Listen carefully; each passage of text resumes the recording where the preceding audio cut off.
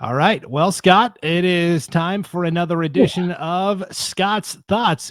Here we are, January 18th. This isn't going to be as timely, but actually it will be because the Scott's Thoughts topic this week was resolutions, right? We were getting to the new year and everybody always sets their New Year's resolution. And you came back and said, well, why does it always have to be January 1st?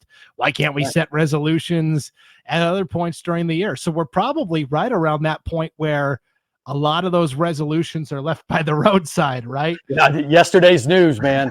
That's right.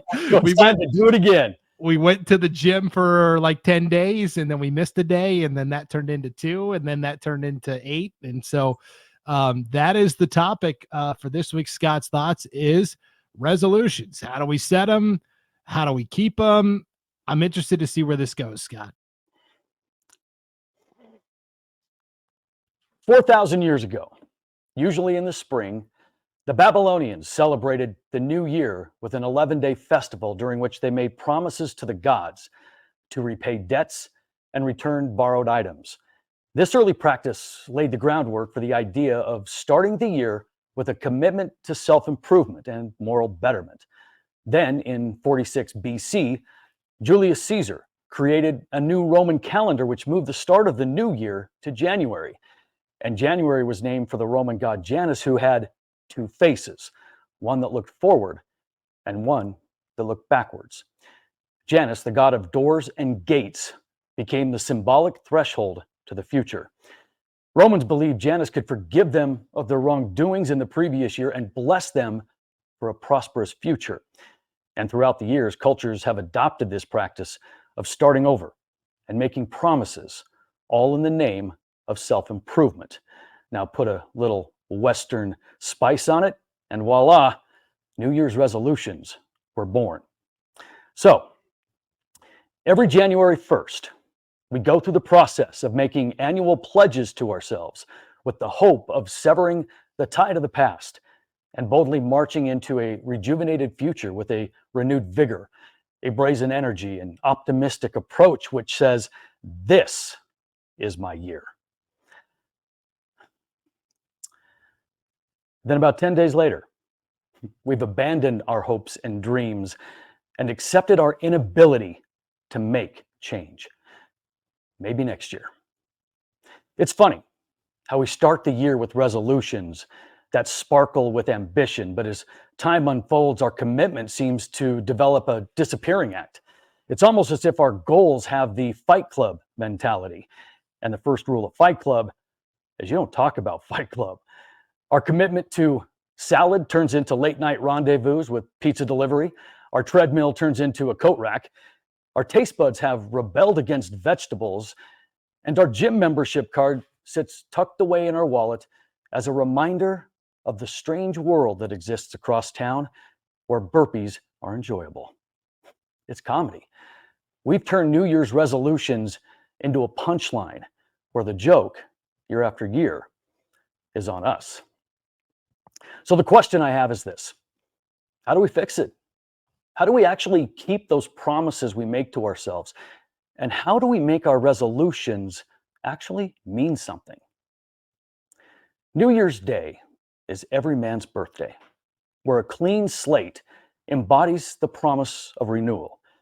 It symbolizes a fresh beginning, an opportunity to cast aside yesterday's mistakes and embrace the prospect of a brighter tomorrow. Sounds amazing. So why does an exciting chance at rebirth almost always end in a quick and predictable death?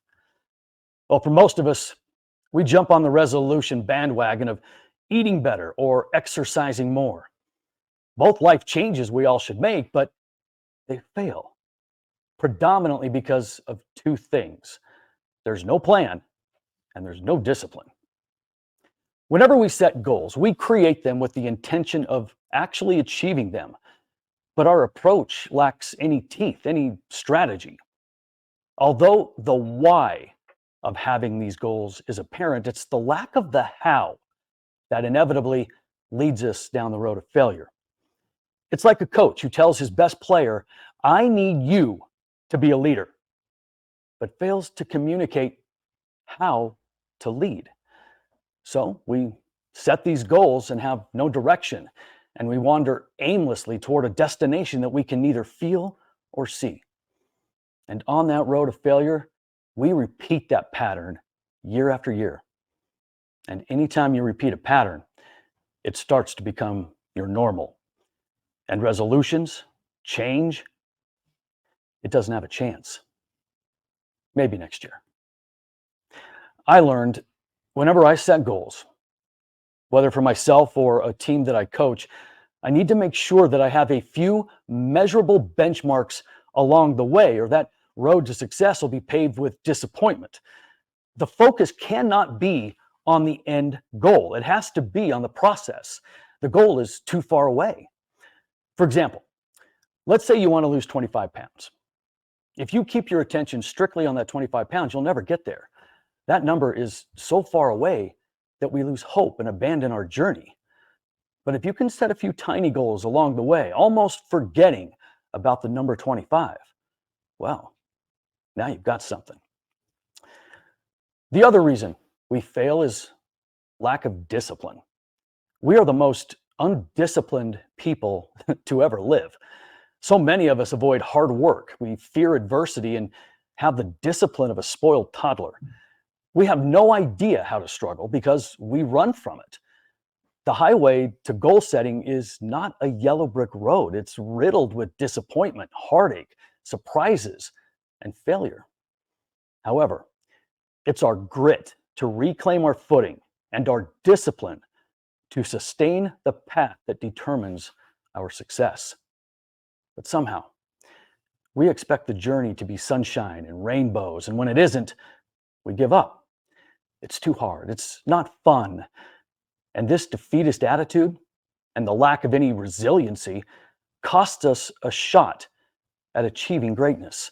And it's like I said before, everyone wants to be great, but not everyone wants to do what it takes to be great. Maybe next year. Another thing to consider are the kinds of goals we are setting. Sometimes we are so stuck and content in the present that setting a future goal is of no interest. Our desire to change must be greater than our desire to stay the same. So this year, when considering what life-changing alterations we can attempt and then quit 2 weeks later, maybe try something new, pivot.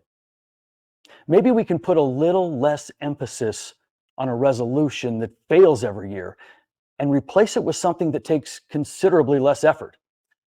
Most of our goals and resolutions center around our own selfish personal ambitions and less outside the bubble in which we live. Maybe this year we make our resolution to practice kindness. Maybe this year we make it a goal to be more compassionate, to be more aware, to anger less and love more. Maybe this year we practice manners and show respect for property and each other. Maybe this year our goals are to smile at least once a day at someone, pay a genuine compliment to a stranger.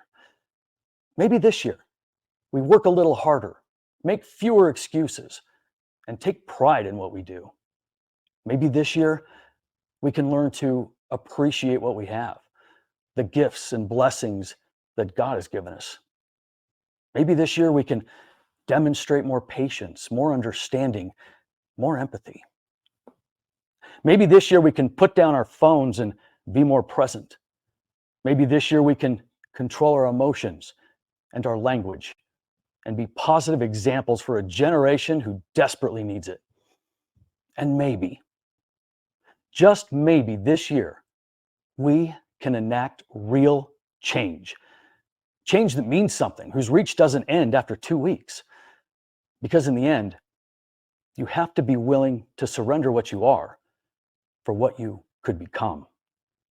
And this year, if we can make our resolutions less about what we can get and more about what we can give, then maybe we can start to create a world where our neighbors are our friends, our elders are respected, our patience for each other runs deep, where the words we use resonate with compassion and our actions facilitate a change that we all can be proud of.